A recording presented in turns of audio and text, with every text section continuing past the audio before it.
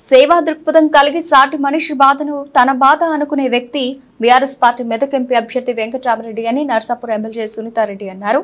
సోమవారం నాడు కొల్చారం మండలంలో మండల పార్టీ అధ్యక్షుడు రాంపల్లి గౌరీశంకర్, యువత విభాగం అధ్యక్షుడు కొనుపూర్ సంతోష్ రావుల ఆధ్వర్యంలో కొంగుడ్, జలాల్పూర్, పోతిరెడ్డిపల్లి గ్రామాల్లో ఎమ్మెల్యే సునీతారెడ్డి, మెదక్ ఎంపీ అభ్యర్థి వెంకటరామరెడ్డికి మద్దతుగా ముమ్మరంగా ప్రచారం నిర్వహించారు. ఆయా గ్రామాల్లో ఉపాధి హామీ పనులు చేపడుతున్న కూలీల వద్దకు వెళ్లి బీఆర్ఎస్ ప్రభుత్వం హయాంలో జరిగిన అభివృద్ధి వివరించారు. కాంగ్రెస్ ప్రభుత్వం గద్దె ఎక్కిన తర్వాత 6 గ్యారెంటీ పథకాల అమల్లో చిత్తశుద్ధి లేదని అన్నారు.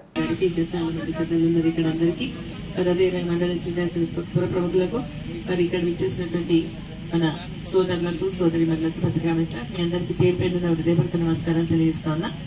ఈరోజు మనకు మీరంతా కూడా ఓట్లేసి గెలిపడం వల్ల మరి మీ అందరి సహకారంతో మరి నేను ఎమ్మెల్యేగా గెలవడం జరిగింది. మరి అదేవిధంగా మరి గ్రామంలోకి వచ్చి అప్పుడప్పుడు కలుస్తూ మేము చదువుకోవాలా, మాకు ఆర్థిక స్తోమత లేదు, మాకు సహాయం చేయండి ప్రభుత్వం నుంచి అంటే, ప్రభుత్వం నుంచి అయితే ఏమొస్తుందో లేదో నాకు తెలియదమ్మా అని వాళ్ళిద్దరికి కూడా డాక్టర్ కి సంబంధించినటువంటి ఫీజులు కట్టి వాళ్ళిద్దరిని డాక్టర్లను చేయడం జరిగింది. తర్వాత పిల్లల పెళ్లిళ్ళు కూడా ఆయన వేసి ఒక కన్నీ తండ్రిలాగా వాళ్ళ బాగోగులు ఇప్పటికీ కూడా వాళ్ళ బాగోగులు చూస్తున్నటువంటి వ్యక్తి మన వెంకటరామరెడ్డి గారు.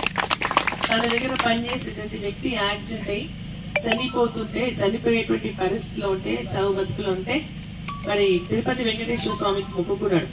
ఆయన బతుకుతే నేను నా వెంట్రుకలు ఇస్తా అని చెప్పేసి ఆయన బాగా అయినాక ఈయన తిరుపతిపై తన గుండు వెంట్రుకలు ఇచ్చేసి వచ్చినటువంటి సందర్భాన్ని నేను గుర్తు చేశాను. అంటే మంచి బాధలు ఉంటే సహాయం చేయాలన్న ఆలోచన, వాళ్ళ కష్టం వస్తే తన కష్టంగా భావించేటువంటి వ్యక్తి వెంకటరామరెడ్డి గారు.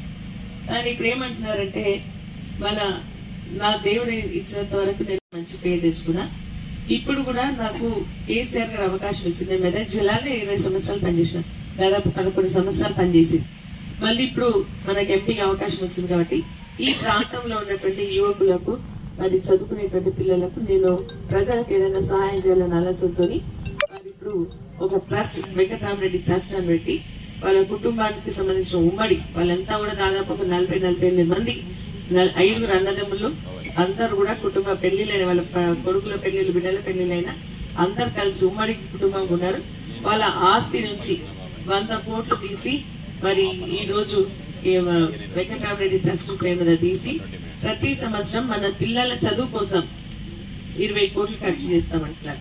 అంటే మన పిల్లలు ఇప్పుడు చదువుకునే వాళ్ళు అందరు హైదరాబాద్ పోయి కోచింగ్ తీసుకుంటున్నారు. అవునా, ఇప్పుడు ఐఏఎస్ కానీ IPS కానీ లేకుంటే ఉండాలని చెప్పేసి అడిగినారైతే మీ దగ్గరికి రావడం జరిగింది. మన వెంకటరామరెడ్డి గారిని మన కేసీఆర్ గారు ఆశీర్వదించి పంపించడం జరిగింది. ఆయన మన జిల్లా కలెక్టర్ గా పనిచేసి మనకి ఉన్నటువంటి సమస్యలు పరిష్కరించడానికి వారు ఎంతో సహకారం మనకు అందించడం జరిగింది. మనకు పట్టా భూములే అనుకోండి, లేదంటే మన కొనుగోలు కేంద్రాల ఏర్పాట్లో గాని మనకు కలెక్టర్ గా తన బాధ్యతల్ని మరి అందరిని మెచ్చుకునే విధంగా చేయడం జరిగింది. ఇప్పుడు వారికి ఎంపీ టికెట్ గా ఇవ్వడం జరిగింది.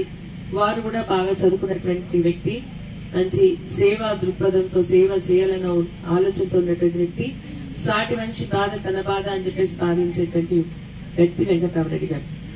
తన కలెక్టర్ ఉన్నప్పుడు ఏంటంటే ఎవరైనా దరఖాస్తు ఇస్తే సరే చూస్తానే ప్రభుత్వం దృష్టికి తీసుకుపోతాం అని చెప్పి తీసి పక్కకు పెడతారు. కానీ ఆయనటువంటి వ్యక్తి కాదు.